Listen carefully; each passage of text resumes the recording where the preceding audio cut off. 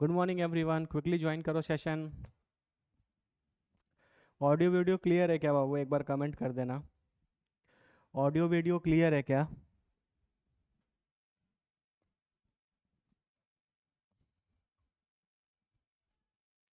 Audio video clear है? Audio clear है? Okay. तो आज हम लोग पढ़ेंगे।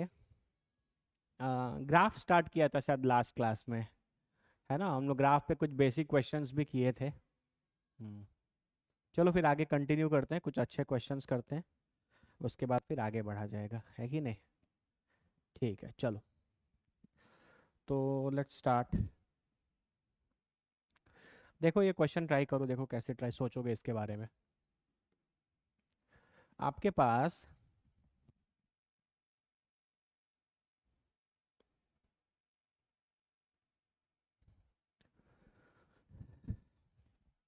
एक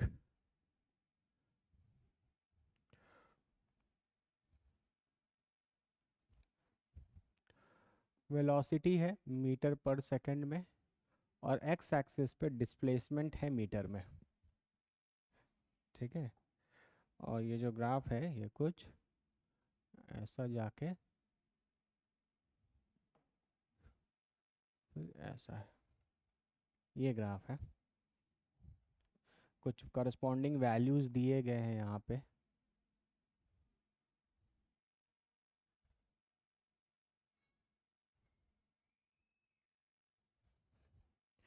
ये आपका 100 है, ये आपका 200 है, ये 40 है, ये 50 है। एक बॉडी का वेलोसिटी वर्सेस डिस्प्लेसमेंट ग्राफ दिया है ना। मतलब 100 डिस्प्लेसमेंट की वैल्यू 100 है तो वेलोसिटी 40 है, डिस्प्लेसमेंट की वैल्यू 200 है तो वेलोसिटी 50 मीटर पर सेकंड है। तो एक बॉडी का वेलोसिटी डिस्प्लेसमेंट के साथ कैसे चेंज हो रहा है, उसके इंफॉर्मेशन के लिए आपको ये ग्राफ दिया है। ठीक है। तो आपको बाबू कैलकुलेट करना है यहाँ, find acceleration at s is equal to 50 meters and acceleration at s is equal to 150 meters। ठीक है। मतलब जब बॉडी की डिस्प्लेसमेंट 50 मीटर है उस समय बॉडी का एक्सेलरेशन कितना है, और जब डिस्प्लेसमेंट बॉडी की 150 मीटर है तो उस समय बॉडी का एक्सेलरेशन कितना है, ये निकालना है। ठीक है, चलो पहला क्वेश्चन हम तुमको बना के बताते हैं, फिर आगे तुम भी ट्राई करना। ठीक है। इंपॉर्टेंट बात बाबू क्या है कि इंफॉर्मेशन जो है वो किसका दिया है, वेलोसिटी का, और आपसे पूछ क्या रहा है, एक्सेलरेशन। है ना? इंफॉर्मेशन जो है वो ग्राफिकल फॉर्म में बॉडी के वेलोसिटी का दिया है, और आपसे पूछ रहा है एक्सेलरेशन, तो आप आगे जाएंगे। है ना? तो मेरा एक ये क्वेश्चन है, क्या आपको एक्सेलरेशन इन स्ट्रेट लाइंस का स्लोप लेने से आएगा? जैसे फॉर एग्जाम्पल आपको पहला एक्सेलरेशन निकालना है s इज इक्वल टू 50 पर, तो आपका s इज इक्वल टू 50 यहाँ कहीं आएगा। इसके कॉरेस्पॉन्डिंगली आप इस पॉइंट पर चले जाओगे एक स्ट्रेट लाइन पर। तो क्या आप इस स्ट्रेट लाइन का स्लोप लोगे तो आपको एक्सेलरेशन की वैल्यू मिलेगी या नहीं मिलेगी? जल्दी कमेंट करो तो।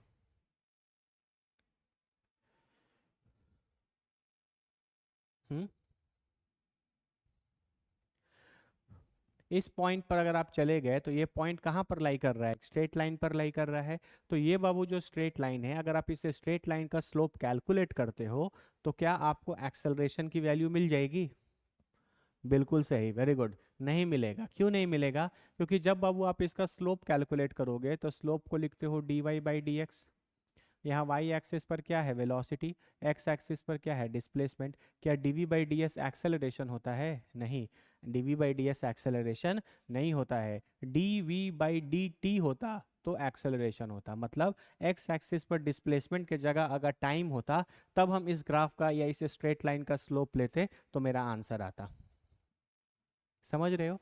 तो बेसिकली एक्सेलरेशन जो है वो आपका स्लोप ऑफ वीटी ग्राफ होता है। क्या होता है? स्लोप ऑफ वीटी ग्राफ होता है। क्लियर है ना? स्लोप ऑफ वीटी ग्राफ होता है। यहाँ तक क्लियर हो गया? तो यानी अब तो प्रॉब्लम है कि एक्स एक्सिस पे टाइम है नहीं तो कैसे निकाला जाएगा। तो थोड़ा सा मैनिपुलेशन कर सकते हैं। देखो, एक्सेलरेशन को आप dv बाई डी टी लिख सकते हो। तो हम यहाँ पर इसको dv by D S into D S by D T लिख सकते हैं। हम डी एस से मल्टीप्लाई डिवाइड कर सकते हैं। तो D S by D T को हम v लिख सकते हैं, तो a की वैल्यू हो जाएगी v into D we by D S. इसका मतलब हम एक्सेलरेशन ऐसे भी निकाल सकते हैं, जहाँ v मेरा क्या है, वेलोसिटी, और D we by D S तो आपको मिल जाएगा slope of velocity displacement graph,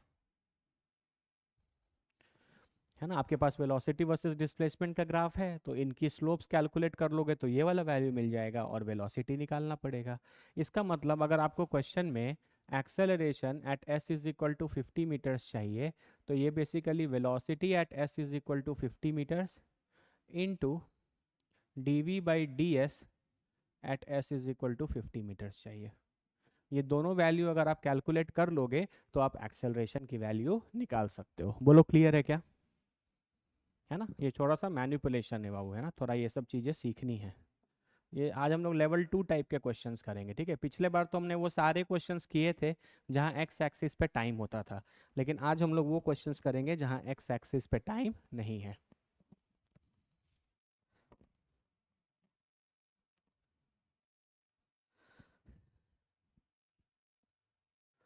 बोलो क्लियर है। चलो, तो अब बताओ कि velocity at S is equal to 50 कैसे निकालोगे। एस इज इक्वल टू 50 के corresponding, hello hello hello hello, S is equal to 50 के करस्पॉन्डिंग यहाँ वेलोसिटी तो ग्राफ में दिया ही नहीं है, तो कैसे निकाला जाएगा।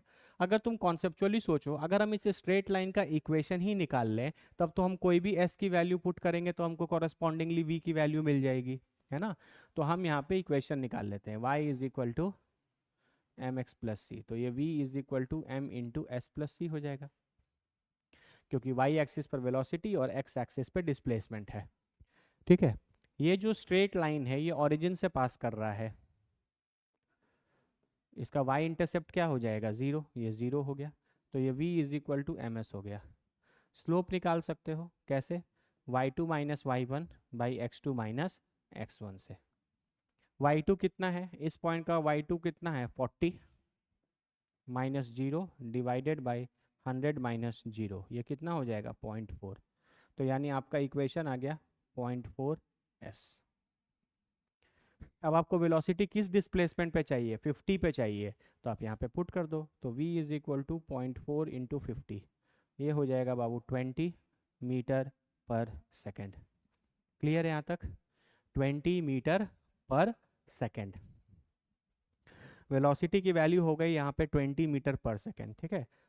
तो चलो अब एक्सेलरेशन तो निकल गया, फिर acceleration at S is equal to 50 will be equal to 20 into D we by D S at S equal to 50। तो एस इक्वल टू 50 के करस्पॉन्डिंगली तो यही स्ट्रेट लाइन है, और इस स्ट्रेट लाइन का स्लोप आप ऑलरेडी कैलकुलेट कर चुके हैं 0.4, तो कितना आ गया 8 मीटर पर सेकेंड स्क्वायर, ये आपका आंसर है,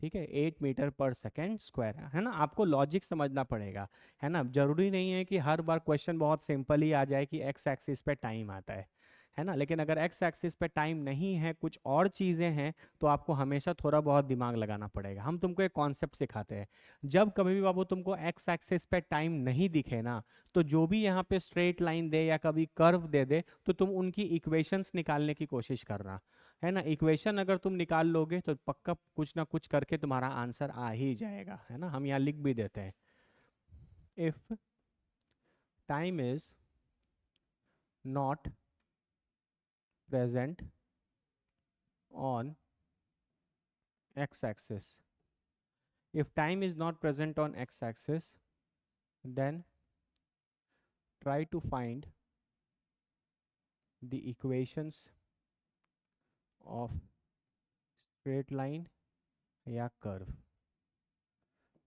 ठीक है। जैसे यहाँ पे भी देखो, तुमको इस स्ट्रेट लाइन का इक्वेशन निकालना ही पड़ा, बिना इक्वेशन निकाले आपको वेलोसिटी नहीं मिलता, और बिना वेलोसिटी के आपको एक्सेलरेशन नहीं मिलता, ठीक है। मतलब हम अपने एक्सपीरियंस से बता रहे हैं, मेजॉरिटी ऑफ द क्वेश्चंस में जहाँ पर एक्स एक्सिस पे टाइम नहीं होता, वहाँ आपको गिवन स्ट्रेट लाइंस के या कर्व के इक्वेशंस निकालने पड़ते हैं, और फिर उन इक्वेशंस के मदद से आप क्वेश्चन में जो भी चीज़ पूछ रहा है उसको कैलकुलेट कर सकते हैं, ठीक है।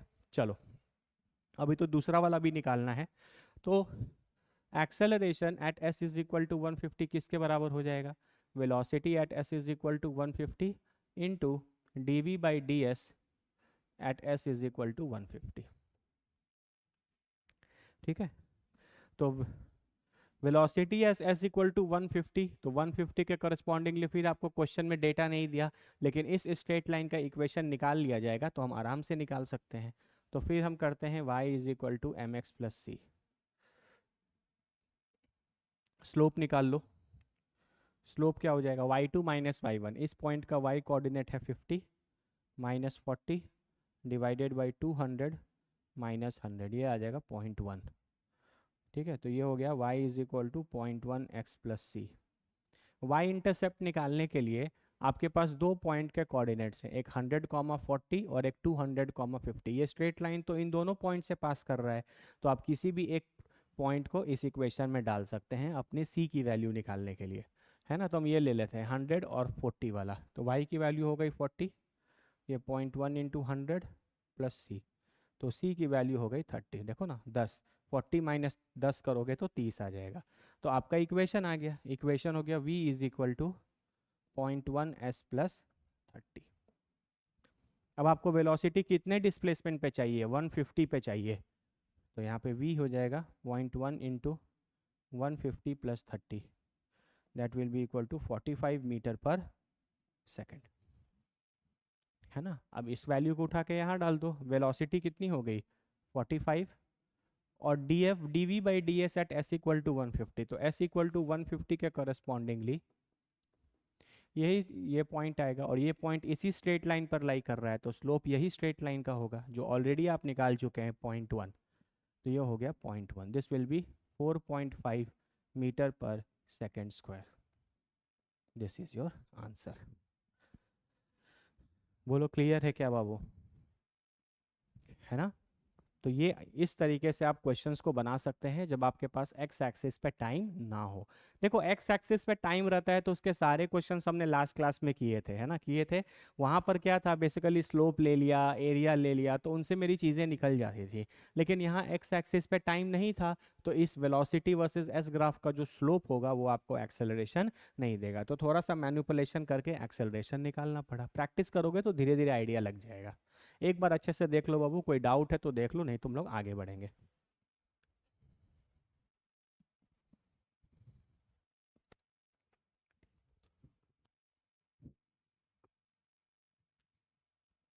देख लो अच्छे से देख लो।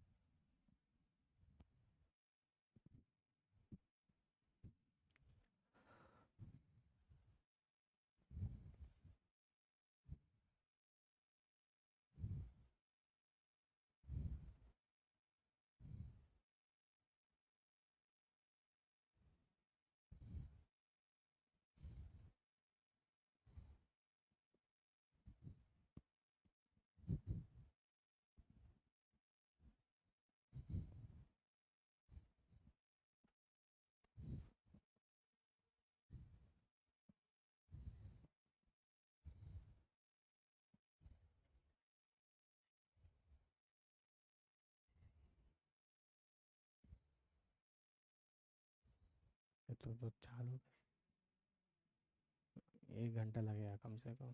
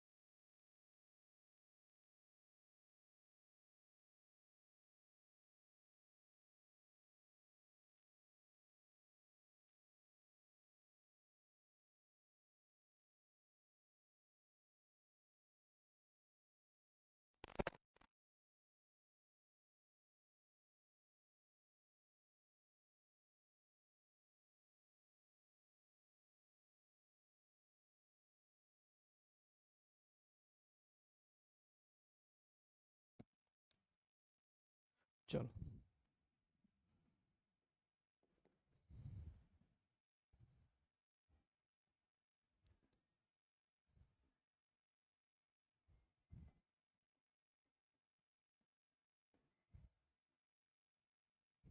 ठीक है। ये फिर वो आपका वेलोसिटी वर्सेस ग्राफ है बाबू, आपको कुछ इस तरीके का डेटा दिया है, ठीक है।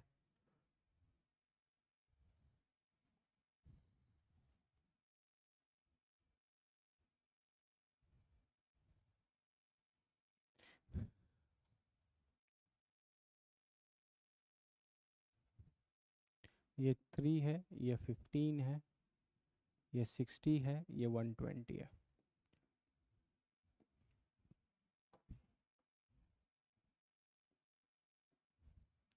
है ना। ये इंफॉर्मेशन आपको क्वेश्चन में दिया है, ठीक है। एक वेलोसिटी वर्सेस डिस्प्लेसमेंट कर्व है ना, वेलोसिटी वर्सेस डिस्प्लेसमेंट का ग्राफ है ये। तो ये ऐसे ऐसे जा रहा है, ठीक है। तो आपको क्या निकालना है, find the time taken by the body to cover a displacement of 120 meter, है ना। ये एक बॉडी है जिसका वेलोसिटी वर्सेस डिस्प्लेसमेंट ग्राफ दिया है। फिर देखो एक्स एक्सिस पे डिस्प्लेसमेंट नहीं है, एक्स एक्सिस पर आपके पास क्या है, सॉरी एक्स एक्सिस पे टाइम नहीं है, एक्स एक्सिस पे डिस्प्लेसमेंट है, ठीक है। तो एक बॉडी का जो वेलोसिटी है वो डिस्प्लेसमेंट के साथ इस तरीके से ग्राफिकल फॉर्म में इंफॉर्मेशन दिया है। तो आपको निकालना है कि टोटल 120 मीटर डिस्प्लेसमेंट ट्रैवल करने में इसको टोटल कितना समय लगेगा, कितना टाइम लगेगा। देखो, अगर तुम ध्यान से देखो तो 60 मीटर से 120 मीटर, ये जो 60 मीटर का आपका डिस्प्लेसमेंट है, ये तो बॉडी कांस्टेंट वेलोसिटी से चल रहा है, देखो, है ना। ये जो 60 मीटर ट्रैवल कर रहा है, ये 60 से 120 मीटर के बीच में ये जो 60 मीटर का डिस्प्लेसमेंट है, इतना तो ये कांस्टेंट वेलोसिटी से ट्रैवल कर रहा है, और वो कांस्टेंट वेलोसिटी कितना है, 15 मीटर पर सेकेंड, है ना। तो इसको कवर करने में कितना टाइम लगेगा, ये तो सिंपल हो गया, 60 डिवाइडेड बाई 15 कितना हो जाएगा, 4 सेकेंड।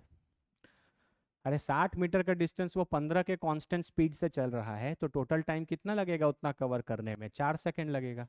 यहाँ तक क्लियर हो गया। चलो, यानी कि अब किसी भी तरीके से तुमको ये पता चल जाए कि ये शुरू का 60 मीटर, 0 से 60 मीटर ट्रैवल करने में कितना समय लगा। मान लो 0 से 60 मीटर ट्रैवल करने में 10 सेकेंड लगता है, तो टोटल 120 ट्रैवल करने में कितना लगेगा, 10 और ये 4 मिलकर 14 हो जाएगा, ठीक है। चलो, अभी हम तुमको क्या सिखाए, कभी भी एक्स एक्सिस पर अगर कोई डिस्प्लेसमेंट रहे, मतलब टाइम ना रहे, कोई और चीज रहे, तो तुम हमेशा इक्वेशन निकालने की कोशिश करो। तो क्या तुम इस स्ट्रेट लाइन का इक्वेशन निकाल सकते हो, निकाल लो। y is equal to M into X plus C, ये हो जाएगा v is equal to M into S plus C. इस स्ट्रेट लाइन का y इंटरसेप्ट तो 3 दिया ही गया है, तो v is equal to M S plus 3 हो गया। अब स्लोप निकालना है, तो स्लोप की वैल्यू क्या हो जाएगी, y2 minus Y one by X two minus X one. Y two कितना है, 15 माइनस 3 डिवाइडेड बाई 60 माइनस 0, ये हो जाएगा 12/60, 1/5। तो v की वैल्यू हो जाएगी s/5 प्लस 3, s/5 प्लस 3, ठीक है। v is equal to s/5 plus 3 ये दिया है। अब तुम ये सोचो कि तुम्हारे पास v is equal to s/5 plus 3 दिया है, ठीक है। तो तुमको इस इंफॉर्मेशन से या इस इक्वेशन से 0 से 60 सेकंड तक में कितना समय लग रहा है ये निकालना है। कैसे निकाल सकते हैं, v को बाबू तुम लिख सकते हो ds/dt इज इक्वल टू, ये हो जाएगा s प्लस 15 डिवाइडेड बाई 5। ये तो तुम आराम से सेपरेट कर सकते हो, ये हो जाएगा ds+15 और 1/5 इंटू dt, इधर उधर खाली भेज दिया। अब इसको इंटीग्रेट कर दो। इनिशियली टाइम 0 होगा, जब टाइम 0 होगा तो डिस्प्लेसमेंट भी 0 होगा। जब आपका बॉडी चलना ही नहीं चालू किया है तो उस समय डिस्प्लेसमेंट कितना कवर करेगा, बॉडी 0। लेकिन आपको टाइम निकालना है कब, जब डिस्प्लेसमेंट 60 है, क्योंकि ये स्ट्रेट लाइन इक्वेशन तो इतने ही दूर तक वैलिड है और आपको यही टाइम चाहिए कि 0 से 60 मीटर डिस्प्लेसमेंट ट्रैवल करने में उसको कितना समय लगता है। ठीक है, तो ये हो गया लिमिट। इसको इंटीग्रेट करोगे तो बाबू आ जाएगा ln(s+15) लिमिट 0 से 60, और ये 1/5 बाहर होगा, लिमिट t 0 से लेके t तक। पुट करोगे तो बाबू हो जाएगा ln(75) minus ln(15) is equal to 1/5 into t-0, upper limit minus lower limit. ठीक है, s की वैल्यू 60 पुट करोगे तो 60 + 15 75 हो जाएगा, s की वैल्यू 0 पुट करोगे तो 15 हो जाएगा। This is ln a minus ln b। इसको क्या लिख सकते हैं, ln a/b is equal to 1/5 into T. तो इसको कर दो 5, ये हो जाएगा ln 5 is equal to 1/5 into T. तो t की वैल्यू आ जाएगी बाबू आपकी 5 ln 5, 5 ln 5। ठीक है, तो टोटल टाइम आपको कितना लगेगा, टोटल टाइम कितना लगेगा, ये हो जाएगा 5 ln 5 और +4। This is the total time to cover a displacement of 120 meters. ये आपका आंसर है। देखो फिर हम वही बात बताए कि जब एक्स एक्सिस पे टाइम नहीं था, डिस्प्लेसमेंट था, तो तुमको इक्वेशंस निकालने पड़े। इक्वेशन निकालने के बाद ही तुम उनको डिफ्रेंशिएट करके, कभी इंटीग्रेट करके, कभी थोड़ा बहुत कुछ मैनिपुलेशन करके अपनी चीज़ें निकाल सकते हो। ठीक है, एक बार अच्छे से देख लो बाबू, कोई डाउट है तो सही है, नहीं तो आगे बढ़ेंगे।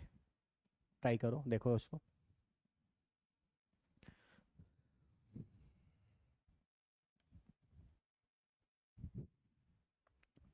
कुछ तो नहीं किया, वेलोसिटी वर्सेस एस का इक्वेशन निकाल लिए, v is equal to, v को सब कोई जानता है, ds/dt लिख सकते हैं, उसके बाद इंटीग्रेट कर दिया। इस टाइप के इंटीग्रेशंस तो आपने बहुत सारे सॉल्व किए हैं नॉन यूनिफॉर्म एक्सेलरेशन वाले में, है ना। जब हम लोग नॉन यूनिफॉर्म एक्सेलरेशन के क्वेश्चंस कर रहे थे तो आप उस वहाँ पर इस तरीके के क्वेश्चंस काफ़ी सॉल्व किए थे। देख लो अच्छे से, कोई डाउट है तो कमेंट कर लो, नहीं तो आगे बढ़ेंगे।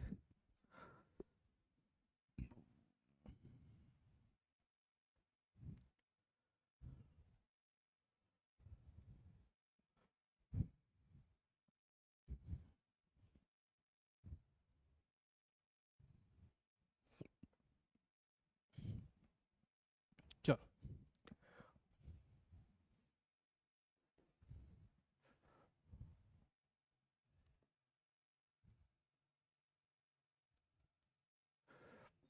एक्सेलरेशन है मीटर पर सेकंड स्क्वायर में और डिस्प्लेसमेंट है मीटर में।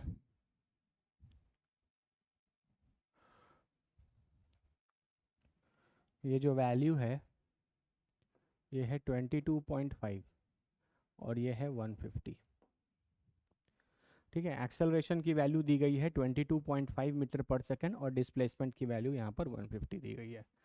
क्वेश्चन में बोल रहा है at time t is equal to 0, u की भी वैल्यू 0 है और s की भी वैल्यू 0 है।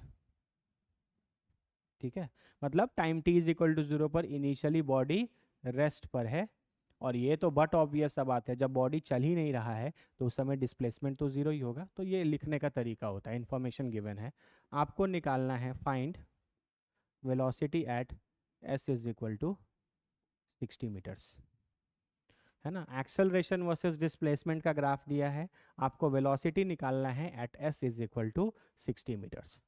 थोड़ा ट्राई करो इसको,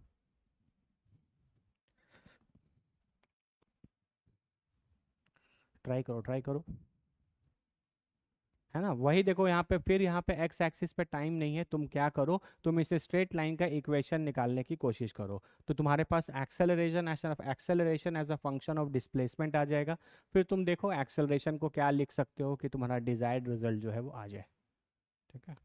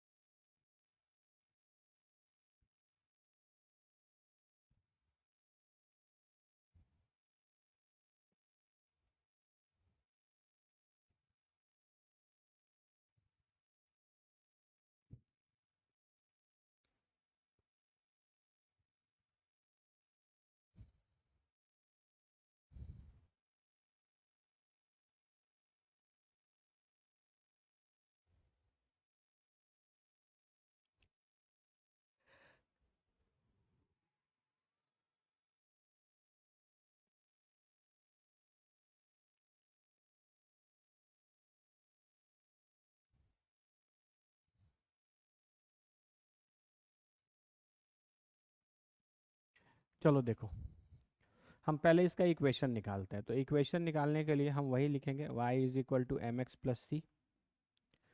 वाई की वैल्यू हो जाएगी v m into S plus C. और y इंटरसेप्ट है कितना, 22.5, है ना। ये जो स्ट्रेट लाइन का इक्वेशन है, ये y एक्सिस को कट कर रहा है किस पॉइंट पे, 22.5 पर। ठीक है, तो ये हो गया। अब स्लोप निकालना है, तो स्लोप की वैल्यू निकालोगे कैसे, y2 minus Y one by x2 minus x1 से। ठीक है, तो चलिए इस पॉइंट का कोऑर्डिनेट कितना है, 0, 22.5, और इस पॉइंट का कोऑर्डिनेट है 150, 0। तो स्लोप की वैल्यू आएगी -22.5 डिवाइडेड बाई 150, है ना। y2 माइनस वाई वन, हाँ, -22.5/150। क्लियर है, -22.5/150 कटेगा क्या, 22.5, 45, 90, 135, नहीं नहीं कटेगा। ठीक है, तो रहने दो ऐसी। तो वेलोसिटी का जो एक्सप्रेशन है वो आपका आ गया -22.5/150 इंटू एस प्लस 22.5, क्योंकि इंटरसेप्ट की वैल्यू भी 22.5 ही है। अब तुम सोचो, सॉरी वेलोसिटी नहीं, ये तो एक्सेलरेशन है ना, ए।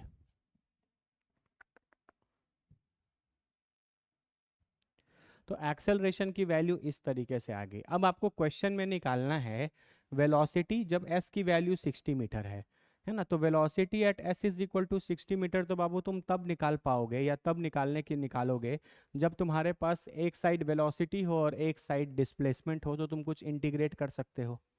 ठीक है, तो थोड़े देर पहले आज के पहले क्वेश्चन में मैंने आपको बताया था कि आप a को dv/dt लिख सकते हैं, उसको ds से मल्टीप्लाई और डिवाइड कर सकते हैं, तो a की वैल्यू हो जाएगी v इंटू dv/ds। तो एक्सेलरेशन को आप वेलोसिटी और डिस्प्लेसमेंट के टर्म में भी लिख सकते हैं। तो इसी चीज़ को a को अगर हम यहाँ पुट कर दें, तो ये v into D divided by D S -22.5/150 into S plus 22.5 हो जाएगा। अब तुम आराम से इंटीग्रेट कर सकते हो, ds को उधर भेज दो,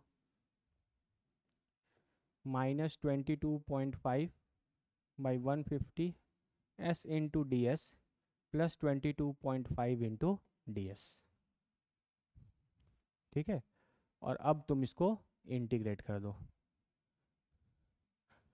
ठीक है, s की वैल्यू स्टार्टिंग में 0 होगी, तो जब s की वैल्यू 0 है तो वेलोसिटी भी 0 है। लास्ट में s की वैल्यू 60 है, तो उस समय आपको वेलोसिटी निकालना है, तो हम v मान लेते हैं। तो बाबू ये तो हो गया v²/2, लिमिट होगा 0 से v तक। ये -22.5 divided by 150, S D S हो जाएगा s²/2, लिमिट पुट होगा 0 से 60, और प्लस 22.5 s 0 से लेकर के 60। ठीक है, तो ये तो हो गया v²/2, ये हो जाएगा -22.5/150।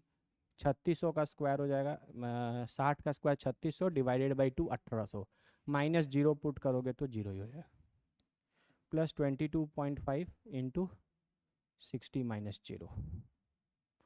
तो ये हो गया v²/2 -22.5/150 इंटू 1800 प्लस 22.5 इंटू 60।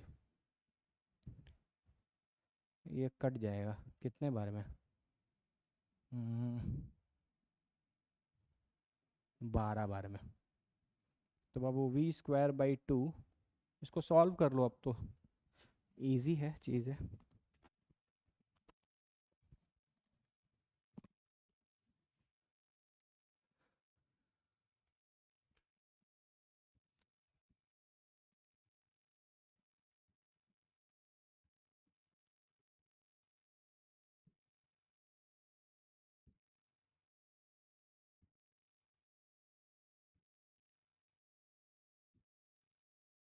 कहाँ गया मेरा कैलकुलेटर यार, हम मिल गया। 22.5 इंटू 12, और ये हो गया 22.5 इंटू 60, 1050।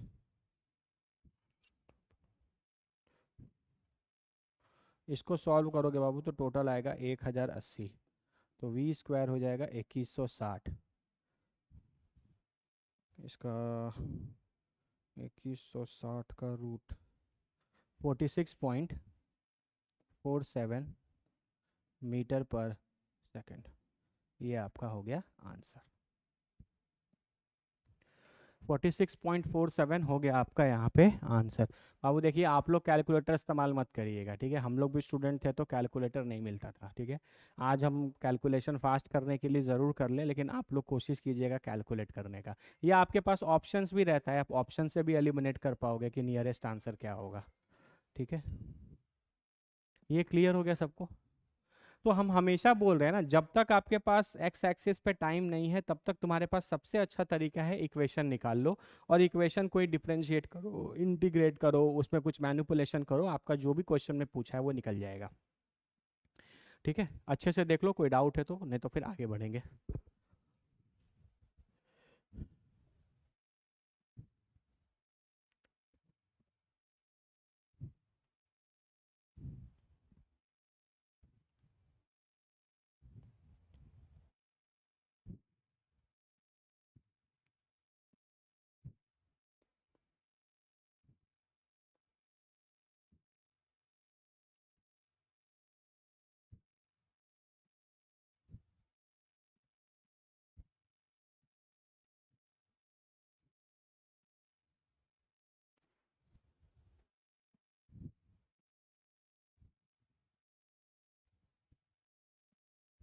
चलो,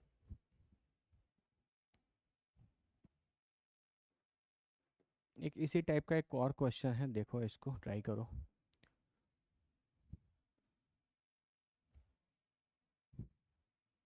एक्सेलरेशन है मीटर पर सेकंड स्क्वायर, डिस्प्लेसमेंट है मीटर, सेम टाइप का ग्राफ है, ये 6 दिया है और यहाँ की वैल्यू दी गई है 30। आपको दो चीज़ें निकालनी है, पहला velocity at S is equal to 10 meters, और दूसरा मैक्सिमम वेलोसिटी। ये दो क्वेश्चन है ना। मतलब जब डिस्प्लेसमेंट की वैल्यू 10 मीटर है तब वेलोसिटी निकालो। आई होप पहला वाला पार्ट, पहला वाला जो क्वेश्चन का पार्ट है, ये तो एग्जैक्टली वही है जो पीछे था। देखो सेम ग्राफ सब कुछ, यहाँ velocity at S is equal to 60 निकालना था, यहाँ velocity at S is equal to 10 है, तो पहला वाला पार्ट तो एकदम सेम है ना। तो ये हम बनाएंगे भी नहीं, ये आप लोग होमवर्क में बनाइएगा। अभी सोचो कि तुम वी मैक्स कैसे निकालोगे, how will you calculate the value of V max, है ना। मतलब ये जो बॉडी है ना, एक बॉडी है, उसका एक्सेलरेशन वर्सेस डिस्प्लेसमेंट दिया हुआ है ना, कि उसका बॉडी का एक्सेलरेशन डिस्प्लेसमेंट के साथ इस तरीके से चेंज हो रहा है। तो आपको उस बॉडी की मैक्सिमम वेलोसिटी निकालनी है ना, कि बॉडी की जो मैक्सिमम वेलोसिटी है वो कितनी होगी, कब होगी, ये सब चीज़ें फाइंड आउट करनी है। थोड़ा दिमाग लगाओ इस पे, सोचो कैसे करोगे ये, ठीक है। सोचो कैसे करोगे।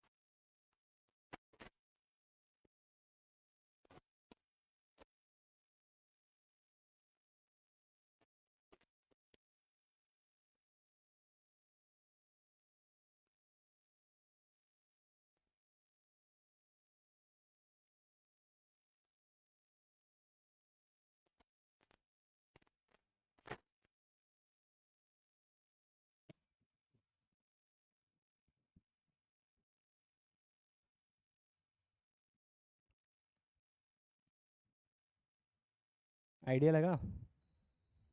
देखो हम तुमको एक हिंट देते हैं।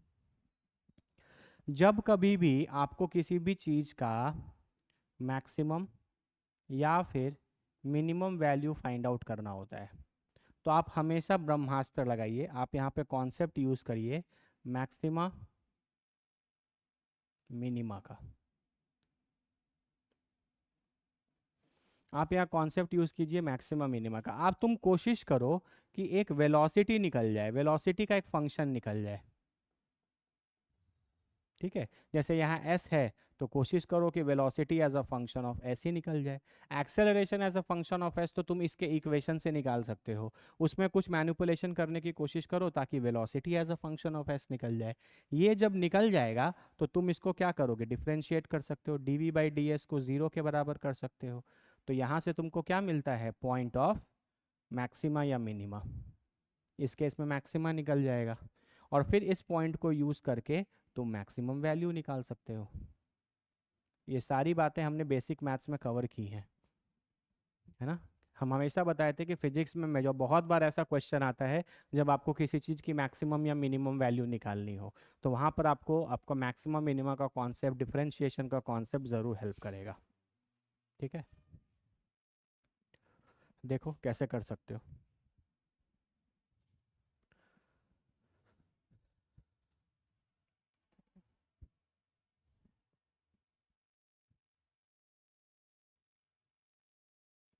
पहला वाला पार्ट तो बहुत सिंपल है, ये तुम्हारा होमवर्क क्वेश्चन है, इसको ट्राई करो।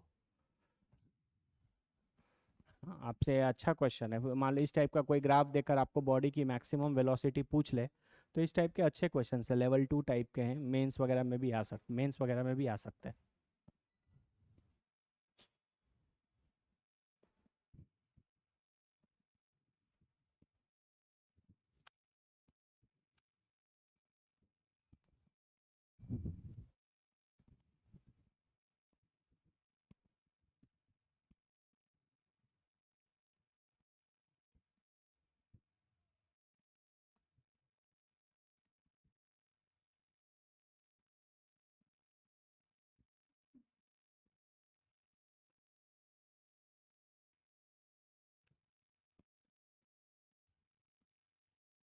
देखो सबसे पहले तुम इसके इक्वेशन निकालो। y is equal to M x plus c, a will be equal to M into S plus c. इसका y इंटरसेप्ट कितना है, 6, तो ये हो जाएगा एम एस प्लस 6। स्लोप निकाल लो, y2 minus Y one by X two minus x1। इस पॉइंट का कोऑर्डिनेट कितना है, 0,6, और इस पॉइंट का कोऑर्डिनेट 30,0। तो ये हो जाएगा -6 डिवाइडेड बाई 30 -1/5। तो एक्सप्रेशन आ गया -1/5 इंटू एस प्लस 6। तो ये हो जाएगा -s+30 डिवाइडेड बाई 5। तो आपके पास acceleration as a function of s तो आ गया। अब आपको velocity as a function of s चाहिए, क्या करोगे? अरे अभी तुमको बताए कि ए को तुम लिख सकते हो v into D we by D S is equal to -s+30 हो जाएगा बाई 5। अब इधर उधर भेज दो, 5 को इधर ले आओ, तो ये हो जाएगा 5 इंटू वी डी वी, और ये उधर चला जाएगा, तो ये हो जाएगा -s into D S plus 30 into D S. और आप क्या कर लो, इंटीग्रेट कर लो। ठीक है, तो बाबू 5 बाहर हो जाएगा, दिस विल बी v²/2, और ये हो जाएगा -s²/2 प्लस 30s। देखो आपको मिल गया, आपको velocity as a function of s मिल गया। अगर आप s की वैल्यू यहाँ डालते चले जाओगे तो आपको v की वैल्यू मिलती चली जाएगी। ठीक है, लेकिन अब आपको क्या करना है, आपको वेलोसिटी को मैक्सिमम करना है। तो जिस फंक्शन को मैक्सिमम करना होता है, जब उसका एक फंक्शन आ जाता है तो आप उसको डिफरेंशिएट करके क्या करते हैं, ज़ीरो के बराबर। तो यहाँ v as a function of s आया है, तो यहाँ पे भी हम D we by D S को क्या कर देंगे, ज़ीरो के बराबर। ये तो कट जाएगा, 2.5 हो जाएगा। तो 2.5 वी स्क्वायर का differentiation 2v into D we by D S, chain rule लगा सकते हो, is equal to -1/2 S square का डिफरेंशिएशन 2s हो जाएगा, और 30s का डिफरेंशिएशन 30 हो जाएगा, प्लस एक कांस्टेंट ऑफ इंटीग्रेशन। है ना। जब कभी भी आप इनडेफिनेट इंटीग्रेशन सॉल्व करते हैं तो आपके पास एक कांस्टेंट ऑफ इंटीग्रेशन आता है। डीवी बाई डी एस तो जीरो है, तो ये पूरा टर्म जीरो हो गया, ये टू से टू कट गया।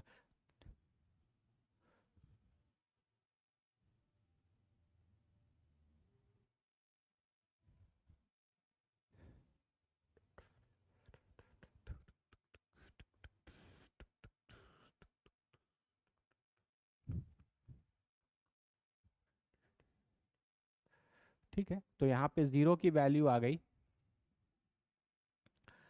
Zero will be equal to minus of s plus 30 plus सी। अब तुमको इस सी की वैल्यू निकालनी होगी। सी के वैल्यू निकालने के लिए तुमको क्वेश्चन में कोई इन्फॉर्मेशन दिया है?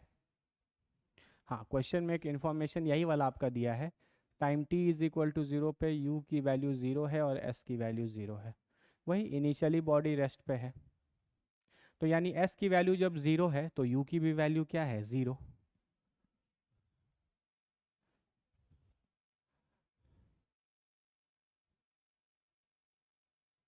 एक मिनट यार, ये हम क्या कर रहे हैं? सच सच, सॉरी सॉरी, वो तो हम यहाँ ना हम इंटीग्रेशन किए हैं, तो यहाँ ना कांस्टेंट होगा। सॉरी सॉरी सॉरी,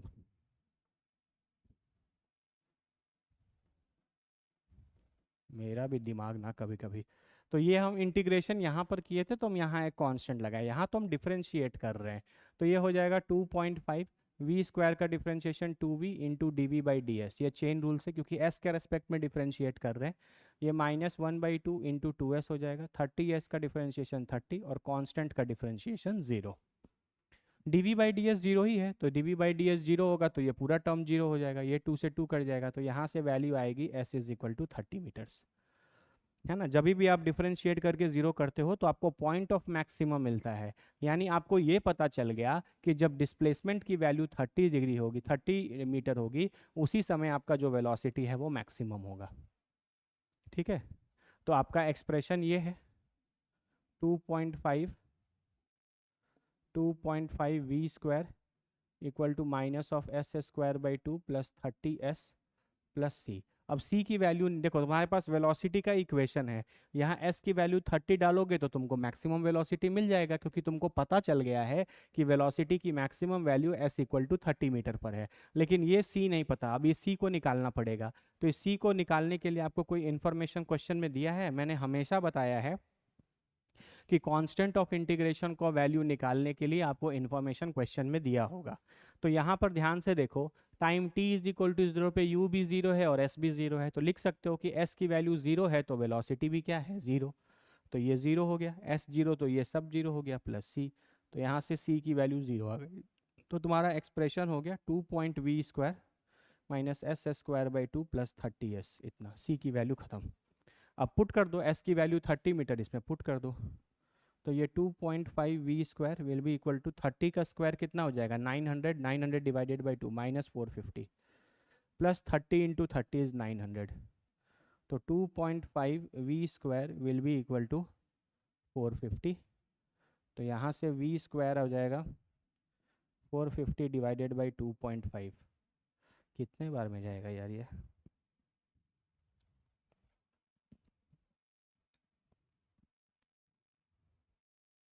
450 180, तो वी स्क्वायर की वैल्यू आ गई 180, तो यहाँ से आपका वी मैक्स आ जाएगा root under 180 metre per second, root under 180 metre per second. तो मैक्सिमम वेलोसिटी जो है वो root under 180 metre per second. This is the final answer. बोलो क्लियर है? ये वाला पहला वाला पार्ट हम नहीं बना रहे, पहला वाला पार्ट तो एग्जैक्टली वही है जो लास्ट क्वेश्चन का था। तो तुम इसको अच्छे से घर पे देखो। बाबू क्या है ना, हम एक बात बता रहे हैं, यहाँ तुम सीख रहे हो, ठीक है, तो हम बीच में कुछ समय दे रहे हैं, उस पर तुम अटेम्प्ट भी कर रहे हो, कोशिश कर रहे हो बनाने का। लेकिन जब आप घर पर बैठिए, जब आप लेक्चर देख लिए प्रॉपर, है ना, तो तुम क्या करो, इन सारे क्वेश्चंस को रफ कॉपी में लिख लो और खुद से सोचो कि कैसे कैसे सर बताए थे, कैसे कैसे करना है। जब तक तुम खुद से नहीं बनाओगे तब तक तुम सीख नहीं पाओगे। बहुत बच्चे क्या करते हैं, लेक्चर देख लिए और नोट्स भी बनाना है, नोट्स भी बनाना है तो पीडीएफ मिल ही गया है, उसी से नोट्स देख के उतार लिए, तो आप उससे फिजिक्स सीखेंगे नहीं। ये जितने वैरायटी के क्वेश्चंस हम आपको कराते हैं, उतने वैरायटी के क्वेश्चंस आपको खुद कंफर्टेबल आप होने चाहिए बनाने में, तभी आप सीखेंगे, नहीं तो नहीं सीख पाएंगे। ठीक है, देख लो। तो हम हमेशा, देखो तुमको एक बात बता रहे हैं, जब कभी भी एक्स एक्सिस पे टाइम नहीं होगा, तब तक बाबू आपको यही काम करना पड़ेगा कि आपको इक्वेशंस निकालने पड़ेंगे। इक्वेशंस लिख लोगे स्ट्रेट लाइंस के, या जो भी फंक्शन या कर्व दिया है उसका। ठीक है, जो भी फंक्शन या कर्व का इक्वेशन जो है वो दिया हुआ है, एक बार वो सारी चीज़ें कैलकुलेट कर लोगे, उसके बाद आपको चीज़ें मिल जाएंगी। ठीक है,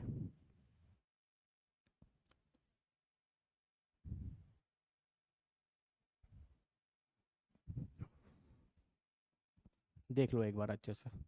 ये बाबू मैक्सिमम मिनिमम का कॉन्सेप्ट है, ये मैंने आपको हमेशा बताया है। जब कभी भी किसी फंक्शन का मैक्सिमम या मिनिमम वैल्यू निकालना हो तो आप इस तरीके का काम कर सकते हैं। ये ब्रह्मास्त्र है, ये कभी फेल नहीं करेगा। और भी तरीके हो सकते हैं मैक्सिमम मिनिमम निकालने के, है ना, हो सकता है कोई से शॉर्टकट तरीका भी हो, लेकिन वो हर जगह लग जाए ऐसा ऐसा ये ज़रूरी नहीं है।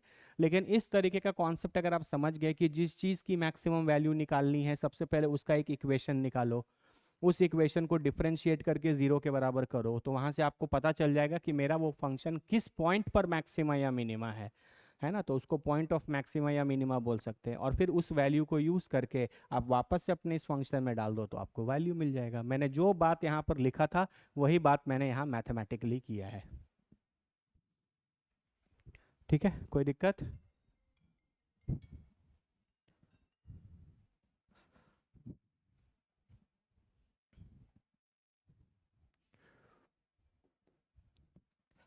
ठीक है, एक क्वेश्चन और ट्राई करो छोटा सा। ये तो बनना चाहिए थोड़ा सा, देखो कैसे करोगे इसको। ये तुम ऑलरेडी बता चुके आपको आज ही, लेकिन प्रैक्टिस के लिए बनाओ। वेलोसिटी एस है और इस बार यहाँ पर एक ऐसा कर्व दिया है। ठीक है, तो इस कर्व के कॉरस्पॉन्डिंग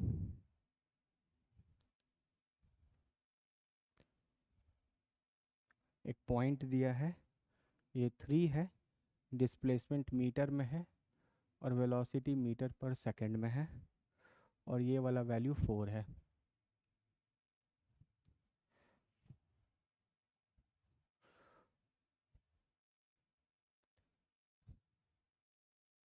ये एक टैंजेंट दिया है ऐसा, और ये एंगल दिया है 60 degree.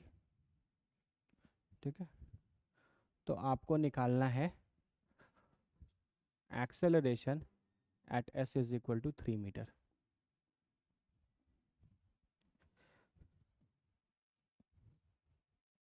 Acceleration at S is equal to 3 metre.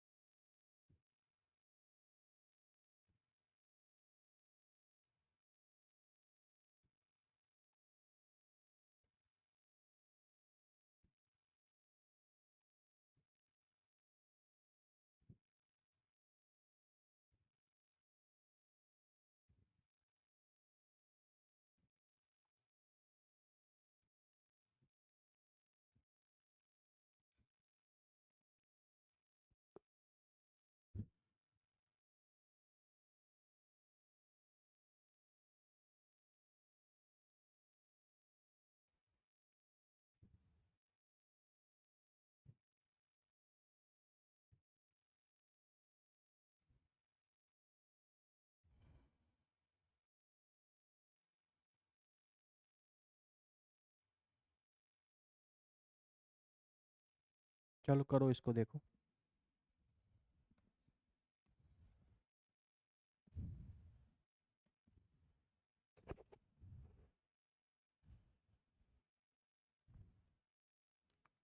कैसे करोगे इसको, देखो। अरे ये वही चीज़ है, याद है पहला question, velocity as a function of S दिया है, तो आपको पता है A D we by D T है।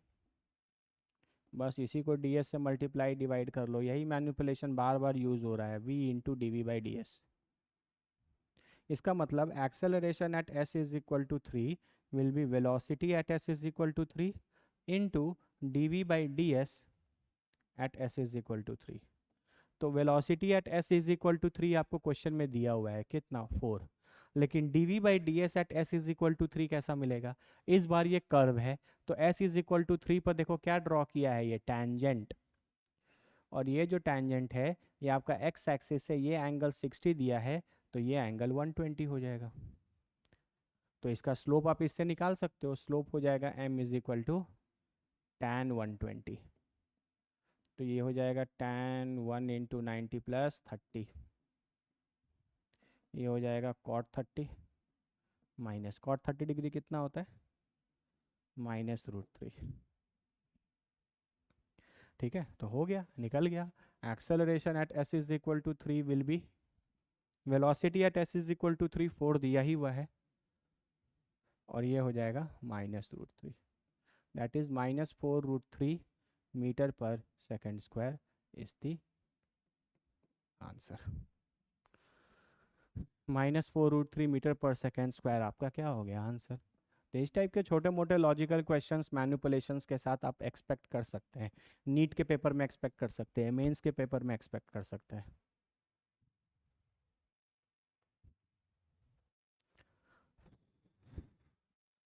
बोलो क्लियर है क्या बाबू? कर लोगे इस टाइप के सवाल अब? ठीक है। जब आपके पास एक्स एक्सिस पे, जब आपके पास एक्स एक्सिस पे टाइम नहीं रहे, कुछ और रहे, तो हमेशा याद रखना आप इक्वेशंस वगैरह को यूज़ करके चीज़ें निकाल सकते हो। ठीक है, चलो चलो फिर आगे कुछ पढ़ते हैं। ग्राफ के बारे में और हम लोग कुछ इन्फॉर्मेशन अगर निकालने की कोशिश करें, तो देखो थोड़ा इस टाइप का एनालिसिस किया जा सकता है। जैसे मान लो यहाँ पे वेलोसिटी वर्सेस टाइम का ग्राफ है, और ये ग्राफ हम टाइम बीइंग के लिए ऐसा एक स्ट्रेट लाइन मान लेते हैं। ठीक है, तो इस वेलोसिटी टाइम ग्राफ को देखते हुए हमको इसका कॉरेस्पॉन्डिंग एटी ग्राफ बनाना है। ठीक है, हम चाहते हैं कि इस वेलोसिटी टाइम ग्राफ के लिए हम एक्सेलरेशन टाइम ग्राफ बना लें। ठीक है, तो सबसे पहले एक बात देखो कि ये वेलोसिटी है और ये एक्सेलरेशन है, तो तुम स्लोप वगैरह लोगे तो ही आगे जाओगे। तो तुमको ये सोचना पड़ेगा कि क्या इस ग्राफ का स्लोप एक्सेलरेशन देगा। तो स्लोप निकालने के लिए आप D Y by D X लिखोगे, यही स्लोप होता है। तो डी वाई के डी वी, और ये हो जाएगा D we by D T, ये स्लोप है, और यही एक्सेलरेशन है, D we by D T ही एक्सेलरेशन होता है। इसका मतलब वेलोसिटी टाइम ग्राफ का स्लोप आपको एक्सेलरेशन देता है, वी टी ग्राफ का जो स्लोप है वही आपको एक्सेलरेशन की वैल्यू देगा।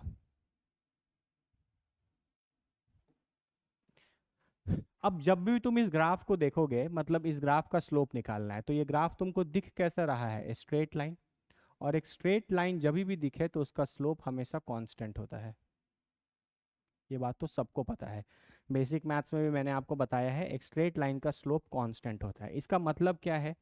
मतलब ये है कि आप इस स्ट्रेट लाइन पर किसी भी पॉइंट पर चले जाइए, आप इस पॉइंट पे टैंजेंट ड्रॉ करो, या इस पॉइंट पे टैंजेंट ड्रॉ करो, या इस पॉइंट पे टैंजेंट ड्रॉ करो, सब टैंजेंट एक जैसे ही दिखेंगे। तो सबका इंक्लिनेशन थीटा सेम होगा, तो सबका स्लोप भी सेम होगा। तो एक स्ट्रेट लाइन पर किसी भी पॉइंट पर जाने से आपकी स्लोप की वैल्यू चेंज नहीं करती, इसीलिए आप बोलते हैं कि आपका स्लोप कांस्टेंट है। और इस ग्राफ का जो स्लोप है वो एक्सेलरेशन देगा, इसका मतलब इसका जो एक्सेलरेशन टाइम ग्राफ बनेगा उसका स्लोप कांस्टेंट होगा, है ना, सॉरी, एक्सेलरेशन एक्सेलरेशन जो है वो आपका कांस्टेंट होगा। वेलोसिटी टाइम ग्राफ का स्लोप एक्सेलरेशन देगा। वेलोसिटी टाइम ग्राफ खुद एक स्ट्रेट लाइन है, इसका मतलब इसका स्लोप कांस्टेंट है, और इसका स्लोप एक्सेलरेशन है, इसका मतलब इसका एक्सेलरेशन कांस्टेंट है। ठीक है, अब कांस्टेंट अगर है तो बाबू वैल्यूज पॉजिटिव भी हो सकता है, नेगेटिव भी हो सकता है, और जीरो भी हो सकता है ना। तो ये जो स्ट्रेट लाइन है, बताओ इस स्ट्रेट लाइन का स्लोप क्या आएगा? इस स्ट्रेट लाइन का स्लोप क्या आएगा? पॉजिटिव आएगा, नेगेटिव आएगा, या जीरो आएगा? अगर आप ध्यान से देखो तो ये जो थीटा बनाएगा ये एक्यूट है, और एक्यूट है तो टैन थीटा की वैल्यू पॉजिटिव आएगी, तो स्लोप की वैल्यू भी पॉजिटिव आएगी। तो एक्सेलरेशन कांस्टेंट है, लेकिन वैल्यू किस साइड है? Positive side. तो इसका जो ग्राफ है वो कुछ आप ऐसे बना सकते हैं। देखो ये एक्सेलरेशन कांस्टेंट है और इसकी वैल्यू भी कुछ पॉजिटिव है, जैसे a is equal to +5 meter per second square. 5 constant है और +5 है, इसीलिए पॉजिटिव है। तो इसका ये ग्राफ बन गया। पक्का? चलो, उसी तरीके से बाबू आप ऐसे भी कर सकते हो। देखो मान लेते हैं ये मेरे पास कोई डिस्प्लेसमेंट वर्सेस टाइम ग्राफ है, और हम ऐसे कुछ दिखा दें। ये आपको बता रहा है कि जैसे जैसे समय बढ़ता जा रहा है आपकी डिस्प्लेसमेंट की वैल्यू कम होती जा रही है। ठीक है, इस तरीके का कोई ग्राफ दिया है। ठीक है, तो सबसे पहले बताओ कि इसका स्लोप क्या देगा। तो स्लोप लेने के लिए तो आप dy बाई डी एक्स लिखोगे, dy बाई डी एक्स को आप ds बाई डी टी लिखोगे, और ds बाई डी टी आपको वेलोसिटी देगा, और ये स्लोप है। इसका मतलब इस ग्राफ का जो भी स्लोप की वैल्यू आएगी वही वैल्यू वेलोसिटी की होगी। ठीक है, वेरी गुड। अब आपको पता चलेगा कि ये एक स्ट्रेट लाइन है। स्ट्रेट लाइन है तो इसका स्लोप कांस्टेंट होगा, और इसका स्लोप वेलोसिटी देता है, इसका मतलब इसका वेलोसिटी कांस्टेंट होगा। मतलब ये जो बॉडी है वो कांस्टेंट वेलोसिटी से चल रहा है। ठीक है, फिर वही बात कि अगर वेलोसिटी कांस्टेंट है तो पॉजिटिव भी हो सकता है, नेगेटिव भी हो सकता है, और ज़ीरो भी हो सकता है। तो अब इस स्ट्रेट लाइन को ध्यान से देखो। अगर तुम इस स्ट्रेट लाइन को ध्यान से देखोगे तो ये एंगल थीटा दिखेगा। तो ये एंगल थीटा दिखेगा, तो टैन थीटा की वैल्यू नेगेटिव होगी, तो स्लोप की वैल्यू भी नेगेटिव होगी। टैन थीटा की वैल्यू नेगेटिव होगी तो स्लोप की वैल्यू भी क्या होगी? स्लोप की वैल्यू भी नेगेटिव होगी। कोई दिक्कत किसी को? इसका मतलब इसका जो वेलोसिटी टाइम ग्राफ आप बनाएंगे, वेलोसिटी कांस्टेंट तो होगा, तो line parallel to X axis तो होगा, लेकिन ऊपर होगा या नीचे होगा? इस बार नीचे होगा। ये इसका ग्राफ बनेगा। मान लो जैसे फॉर एग्जांपल ये -10 है, v की value -10 metre per second. Velocity constant तो है लेकिन नेगेटिव वैल्यू है, -10 है ना। बहुत बेसिक से बहुत फंडामेंटली आपको एक एक छोटा छोटा चीज़ हम बता रहे हैं। ठीक है, आगे आने वाले में हम लोग फिर लेवल बढ़ाएंगे ग्राफ का। उसी तरीके से अगर मान लो वेलोसिटी वर्सेस टाइम ग्राफ है और ये कुछ इस तरीके का दे दे। ठीक है, ये वेलोसिटी कांस्टेंट है, y इक्वल टू कॉन्स्टेंट का ग्राफ ही पैरेलल टू x एक्सिस होता है ना। तो अगर आप इसका स्लोप निकालोगे तो वही भाई dy बाई डी एक्स। एकदम बेसिक से, कुछ नहीं समझ में आए तो भी समझ में आना चाहिए। dv by D T acceleration है, इसका स्लोप एक्सेलरेशन देगा। ये स्ट्रेट लाइन है, स्ट्रेट लाइन है तो स्लोप क्या होगा? कांस्टेंट। कांस्टेंट है तो वैल्यू पॉजिटिव, नेगेटिव, जीरो तीनों हो सकती है। अब बताओ इस स्ट्रेट लाइन का स्लोप क्या होगा? हॉरिजॉन्टल लाइन का स्लोप क्या होता है? ज़ीरो। यानी इसका जब आप कॉरेस्पॉन्डिंग एटी ग्राफ बनाएंगे तो एक्सेलरेशन की वैल्यू क्या होगी? ज़ीरो।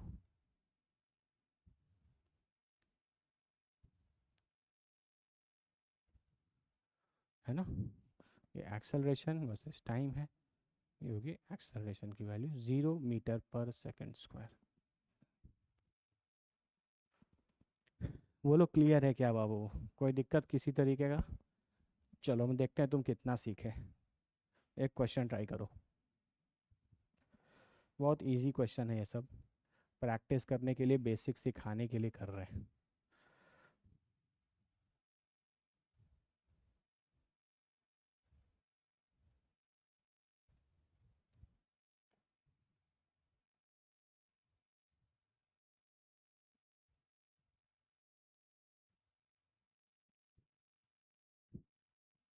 ये वेलोसिटी वर्सेस टाइम ग्राफ है एक बॉडी का। ये ज़ीरो है, यहाँ पे टाइम t1 है, यहाँ पे टाइम t2 है, यहाँ पे टाइम t3 है। ठीक है, तो इस vt ग्राफ के लिए आपको कॉरेस्पॉन्डिंगली at ग्राफ बनाना है।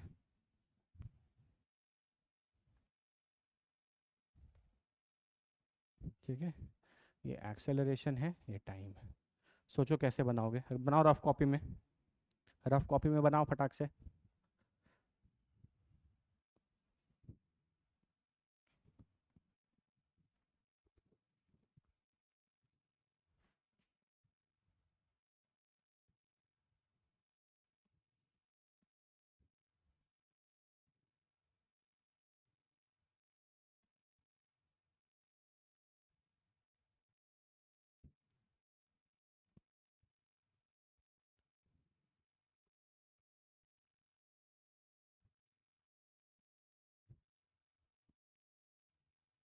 देखो कैसे करोगे, ये भी स्ट्रेट लाइन है, ये भी स्ट्रेट लाइन है, ये भी स्ट्रेट लाइन है, मतलब एक्सेलरेशन तो कांस्टेंट ही होगा। जीरो से t1 में भी कांस्टेंट होगा, t1 से t2 में भी कांस्टेंट होगा, t2 से t3 में भी कांस्टेंट होगा। लेकिन कहीं ना कहीं पॉजिटिव हो सकता है, कहीं ज़ीरो हो सकता है, कहीं नेगेटिव हो सकता है। तो ये स्ट्रेट लाइन देखो, पहले बात तो ये स्ट्रेट लाइन है, जीरो से t1 का ग्राफ बनाएंगे तो जीरो से t1 के लिए स्ट्रेट लाइन है तो स्लोप कांस्टेंट होगा। और ये स्ट्रेट लाइन ऐसा है तो इसका स्लोप का वैल्यू क्या आएगा, पॉजिटिव, क्योंकि ये एक्यूट एंगल बनाएगा। तो यानी यहाँ पर एक्सेलरेशन की जो वैल्यू होगी वो पॉजिटिव होगी। कांस्टेंट है लेकिन पॉजिटिव है। यहाँ पे फिर t1 से t2 के बीच में वेलोसिटी कांस्टेंट ही हो गया। वेलोसिटी कांस्टेंट है तो इसका मतलब एक्सेलरेशन तो ज़ीरो ही होता है। आपको पता है एक्सेलरेशन तब आता है जब वेलोसिटी चेंज करता है। अरे जो कॉन्सेप्ट हमने पहले पढ़े थे ना, डिस्प्लेसमेंट के, वेलोसिटी के, एक्सेलरेशन के, बस उसी चीज़ को ग्राफिकल फॉर्म में आज पढ़ रहे हैं, और कोई नया चीज़ नहीं है ये सब चीज़। ठीक है, तो ये स्ट्रेट लाइन है और इस स्ट्रेट लाइन का स्लोप, दो स्लोप क्या होता है, ज़ीरो होता है। तो यानी यहाँ पर ज़ीरो बनेगा।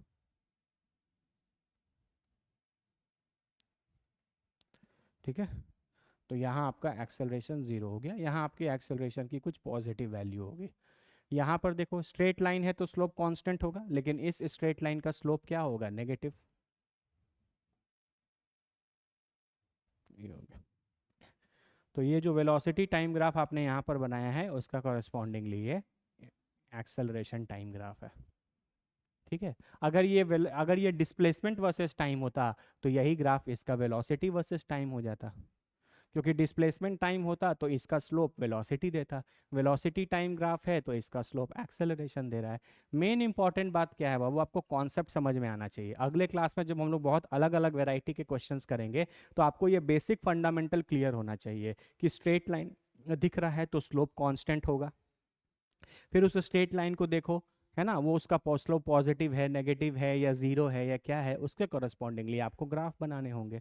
तो ये तो क्वेश्चन, ये जो चीज़ें हम बता रहे हैं ना, ये आपको बेसिक फंडामेंटल बता रहे हैं। इसके बेसिस पर हम लोग कल अगले क्लास में अच्छे अच्छे क्वेश्चंस भी करेंगे। ठीक है, चलो, ये तो बात थी बाबू कहानी किसकी, स्ट्रेट लाइन की। लेकिन ऐसा थोड़ी है कि आपको सारे ग्राफ स्ट्रेट लाइन वाले मिलेंगे, कर्व वाले भी मिल सकते हैं, है ना, कर्व भी मिल सकता है। तो कर्व मिल लगेगा तो किस तरीके से कॉन्सेप्चुअली सोचना है, आइए देखते हैं। मान लीजिए आपके पास ये वेलोसिटी वर्सेस टाइम ग्राफ है ना, और ये इस तरीके का कुछ है। ठीक है, ये ग्राफ आपको बता रहा है कि बॉडी की जो वेलोसिटी है वो समय के साथ इंक्रीज कर रही है, साफ साफ दिख रहा है। जैसे जैसे समय बीतता जा रहा है वेलोसिटी इंक्रीज करती जा रही है। ठीक है, तो आपको कमेंट करना है इसके एक्सेलरेशन के बारे में कि एक्सेलरेशन का वैल्यू क्या हो रहा है। एक्सेलरेशन के बारे में आप चीज़ों को कैसे सोच सकते हैं। ठीक है, अब ध्यान से सुनो, क्या आपको ये ग्राफ एक स्ट्रेट लाइन दिख रहा है या कर्व दिख रहा है, दिस इज अ कर्व। और कर्व का स्लोप कभी भी कांस्टेंट नहीं होता। एक स्ट्रेट लाइन का स्लोप कांस्टेंट होता है, कर्व का स्लोप कांस्टेंट नहीं होता।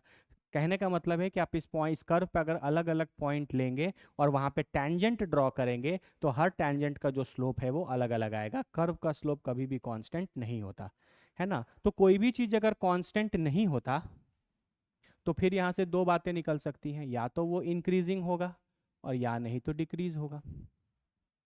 या तो वो इंक्रीज करेगा या तो डिक्रीज करेगा, या तो यहाँ से यहाँ जाने में स्लोप की वैल्यू बढ़ेगी या स्लोप की वैल्यू घटेगी। इसका स्लोप देगा क्या? इसका स्लोप देगा dy by D X is equal to D we by D T, और वो हो जाएगा एक्सेलरेशन। हेलो, अभी लगेगा नहीं 20 मिनट और। अरे हम बोले,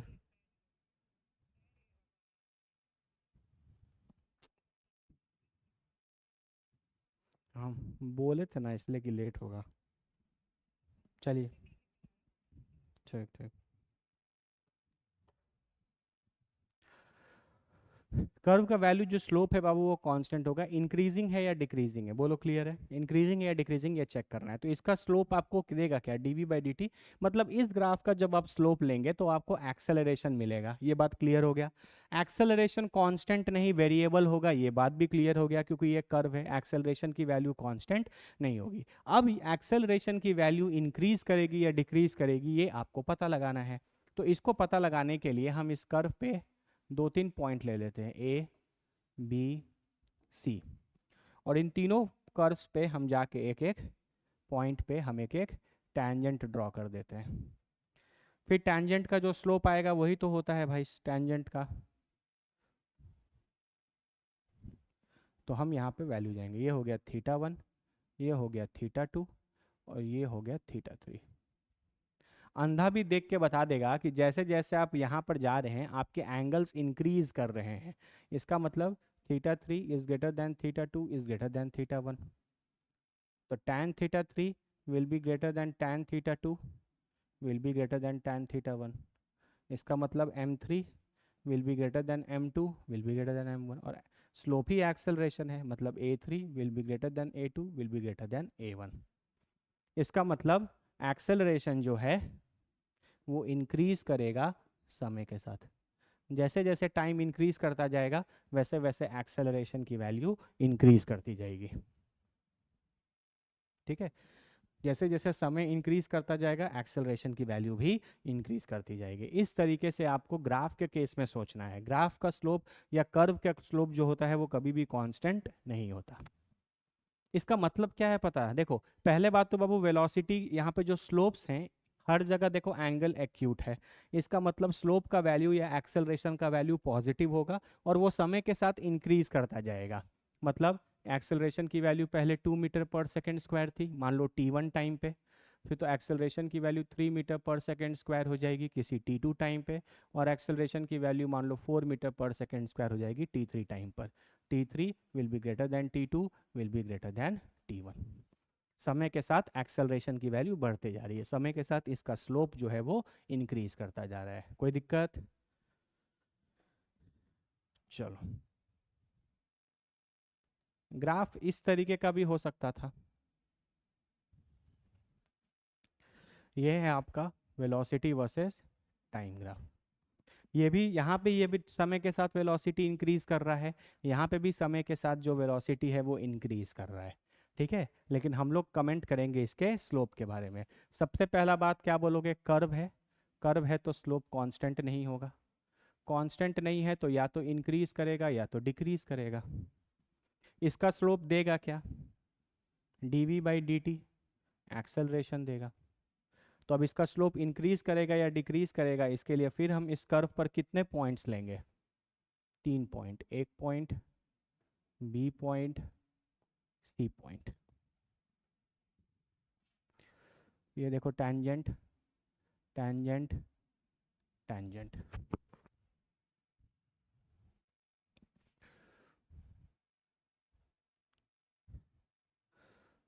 ये देखो theta one, theta two, theta 3। अंधा भी देख के बता देगा कि जैसे जैसे आगे बढ़ते जा रहे हो या जैसे जैसे टाइम इंक्रीज करता जा रहा है वैसे वैसे थीटा घटता जा रहा है। ठीक है, इसका मन थीटा 1, थीटा 2, थीटा 3 है।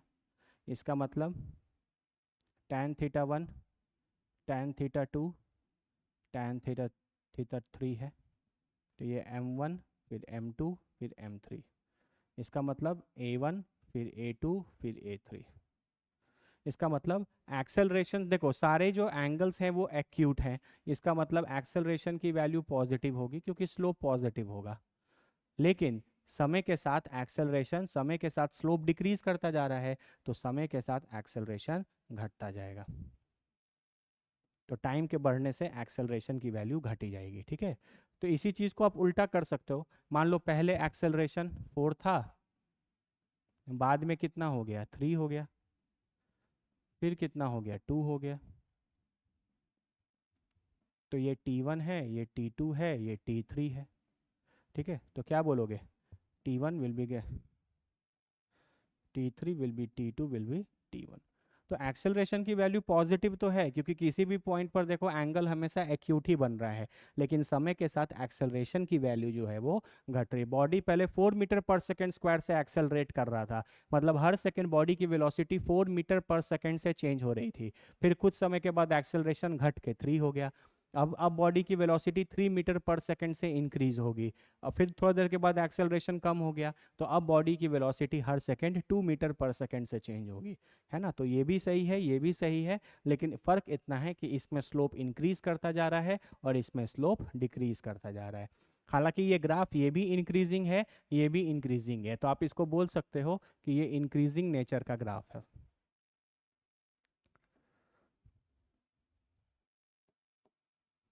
इंक्रीजिंग नेचर का ग्राफ है। कोई दिक्कत किसी को? चलो आगे बढ़ते हैं। इसी तरीके से आप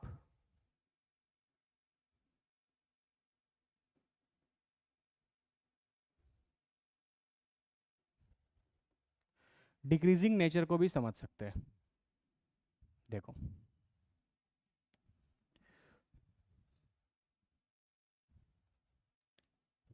ये वेलोसिटी वर्सेस टाइम है, ऐसा है। यहाँ बॉडी जो है वो समय के साथ डिक्रीज करता जा रहा है, तो साफ साफ दिख रहा है कि टाइम इंक्रीज कर रहा है लेकिन वेलोसिटी डिक्रीज कर रहा है। लेकिन तुमको प्रेडिक्ट करना है इसके स्लोप के बारे में। तो सबसे पहले बात, ये कर्व है, कर्व है तो स्लोप कांस्टेंट नहीं होगा। कांस्टेंट नहीं है तो या तो इंक्रीज करेगा या तो डिक्रीज करेगा, और इसका स्लोप आपको एक्सेलरेशन देगा, a is d we by D t. तो ये चेक करने के लिए फिर आप इस पे 3 पॉइंट लेंगे। देखो बाबू, एक बात हम तुमको समझा देते हैं। ये जो टैंजेंट आप ड्रॉ करते जा रहे हो ना, आपका टैंजेंट जितना ज़्यादा वर्टिकल के तरफ रहता है वो स्लोप हमेशा ज़्यादा होता है। देखो इन तीनों टैंजेंट में ये वाला टैंजेंट सबसे ज़्यादा वर्टिकल था। देखो ये ऐसा था, फिर ये ऐसे हुआ, फिर ऐसे हुआ, तो इन तीनों में ये टैंजेंट सबसे ज़्यादा वर्टिकल है, इसलिए इसका स्लोप सबसे ज़्यादा था। यहाँ पर तुम ड्रॉ कर ध्यान देखो, ये ऐसा है, फिर ये ऐसा है, फिर ये ऐसा है, ये तो और हॉरिजॉन्टल होता जा रहा है। तो सिर्फ ये वाला जो टैंजेंट है वो सबसे ज़्यादा वर्टिकल है, इसलिए इसका स्लोप सबसे ज़्यादा है। ये बात आप अपने दिमाग में जीवन भर के लिए बैठा लीजिए। जो टैंजेंट जितना ज़्यादा वर्टिकल दिखेगा वो उसका स्लोप उतना ज़्यादा होगा। ठीक है, उसी तरीके से आप यहाँ पे टैंजेंट ड्रॉ करिए।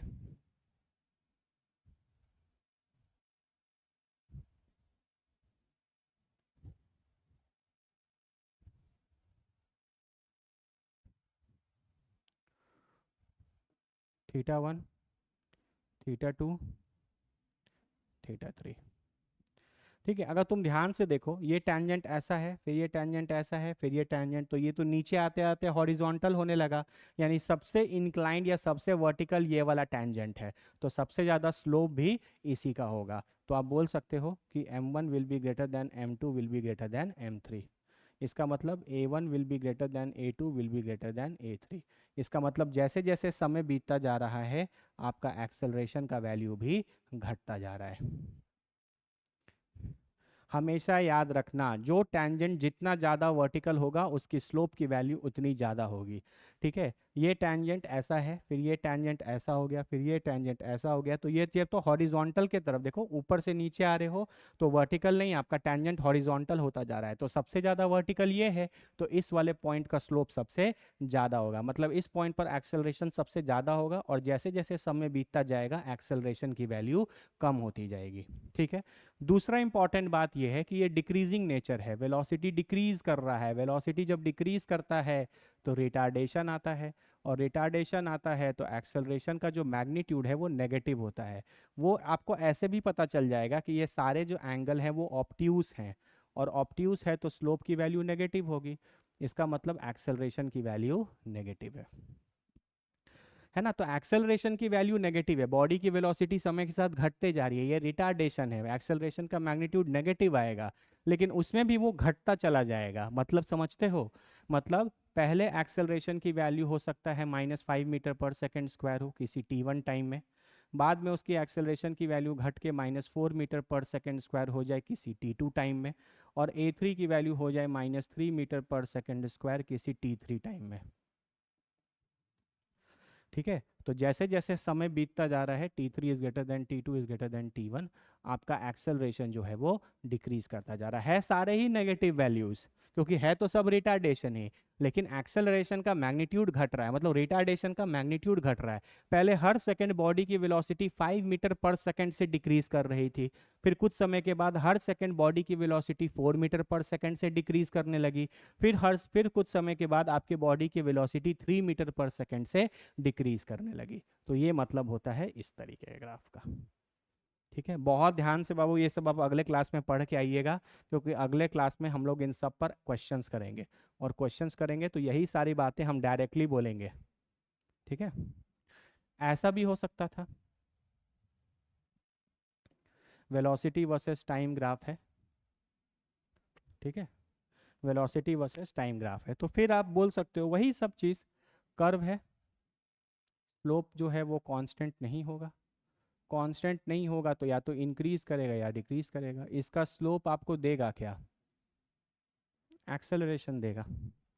तो अब डिक्रीज करेगा कि इंक्रीज करेगा उसको चेक करने के लिए फिर हम लोग इस पर कितने पॉइंट लेंगे, ए बी सी,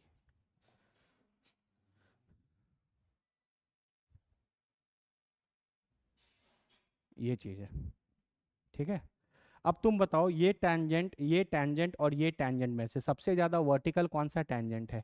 देखो ऐसा फिर ऐसा फिर ऐसा, मेरे हिसाब से ये वाला टैंजेंट सबसे ज़्यादा वर्टिकल है, इसका मतलब एम सी का स्लोप जो है सबसे ज़्यादा होगा, फिर एम बी का होगा और फिर एम ए का होगा, इसका मतलब ए सी सबसे ज़्यादा होगा, फिर ए बी होगा, फिर ए एक्सेलरेशन होगा।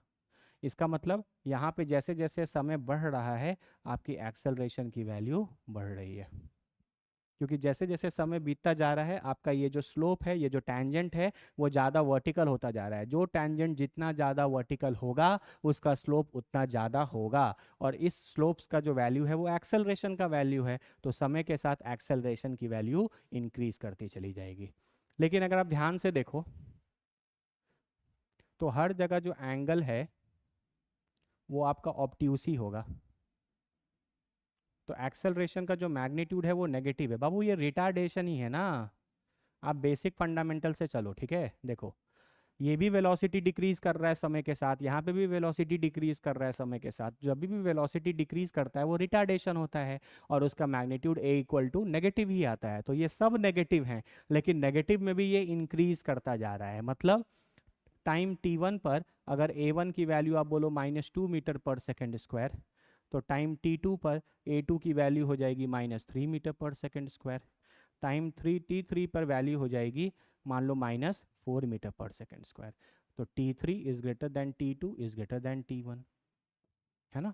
तो समय के साथ एक्सेलरेशन इंक्रीज करता जा रहा है, पहले आपका बॉडी जो है वो हर समय उसकी वेलोसिटी 2 मीटर पर सेकेंड से घट रही थी, फिर कुछ समय के बाद रिटार्डेशन का मैग्नीट्यूड बढ़ गया, अब हर सेकेंड बॉडी की वेलोसिटी 3 मीटर पर सेकेंड से घट रही है ना, फिर कुछ समय के बाद retardation -4 metre per second square हो गया, मतलब हर सेकेंड बॉडी की वेलोसिटी 4 मीटर पर सेकेंड से घट रही है, तो घटने का जो रेट है, वेलोसिटी, वेलोसिटी तो हमेशा ही डिक्रीज करेगा कि रिटार्डेशन के कारण, लेकिन जो वेलोसिटी के घटने का रेट है, जो एक्सेलरेशन है, जो रिटार्डेशन है, वो समय के साथ इंक्रीज कर रहा है। बाबू बहुत ध्यान से इन लेक्चर्स को, नहीं हो तो दोबारा देख लेना। एटलीस्ट ये थ्योरी वाले कॉन्सेप्ट जो हम आपको बता रहे हैं, प्लीज़ इनको दोबारा देख लीजिएगा, नहीं तो अगले क्लास में आपको कुछ भी समझ में नहीं आएगा। अगले क्लास में हम लोग इन सारी चीज़ों का एप्लीकेशंस करेंगे और बहुत तरीके के ग्राफ पढ़ेंगे, है ना, बहुत तरीके के ग्राफ के क्वेश्चंस बनाएंगे। ठीक है, तो आपको ये कर्व वाली पूरी कहानी समझ में आ गई। अरे या तो कर्व इंक्रीजिंग होगा और या तो कर्व डिक्रीजिंग होगा, तो कर्व का कोई भी कॉन्सेप्ट इन 4 ग्राफ से बाहर नहीं आएगा। कर्व का कोई भी कॉन्सेप्ट इन 4 ग्राफ से बाहर नहीं आएगा। तो जो कुछ भी हम तुमको बताए हैं, प्लीज़ उसको अच्छे से पढ़ लेना, अच्छे से रिवाइज कर लेना, जितने क्वेश्चंस क्लास में कराए थे उनको एक बार अच्छे से देख लेना, फिर भी कोई डाउट होगा तो नेक्स्ट क्लास में पूछ लेना, तब हम लोग अगले क्लास में क्वेश्चंस करेंगे। आई होप क्लियर है। कोई डाउट किसी को, एक बार अच्छे से देख लो बाबू, कोई तुमको डाउट लगे तो कमेंट करके पूछ लो।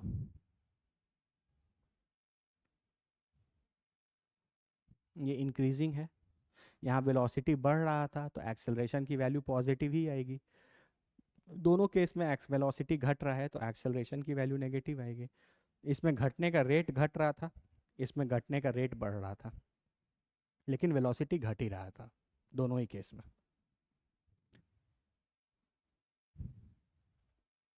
बहुत अच्छे से देखो, हम बता रहे हैं घर पे जाके ये जितने मैंने थ्योरी जो पढ़ाई है क्वेश्चंस के बाद, इनको बहुत अच्छे से पहले देखना, अपने कॉपी में अच्छे से बनाना, और फिर उसके बारे में सोचना कि सर ऐसा ऐसा पॉइंट बता रहे हैं, ये जो जो पॉइंट लिखा हुआ है सबका मतलब क्या है। एक बार जीवन में फील कर लिए तो तुमको कभी भी कोई दिक्कत नहीं होगा, नहीं तो आपको हमेशा दिक्कत होता रहेगा कि ये ग्राफ कैसा हो रहा है, क्या हो रहा है, कैसे सर बना देते हैं, कैसे सर बोल रहे हैं। इन सारी चीज़ों को अच्छे से रिवाइज करके और पूरा फील करके आना।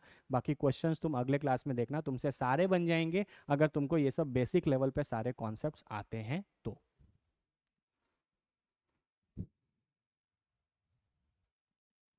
ठीक है बाबू, तो आज का क्लास यहीं वाइंड अप करते हैं।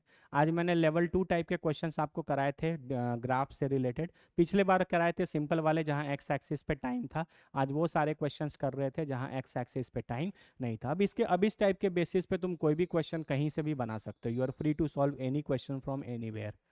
ठीक है, अब कुछ चीज़ें ग्राफ के बारे में और बची हैं, वो हम लोग आने वाले 1-2 क्लास में कंप्लीट करके अपना पूरा 1 डायमेंशनल मोशन कंप्लीट कर लेंगे, और तब हम लोग बढ़ेंगे 2 डायमेंशनल मोशन पे। ठीक है, चलो मिलते हैं नेक्स्ट क्लास में। Thank you.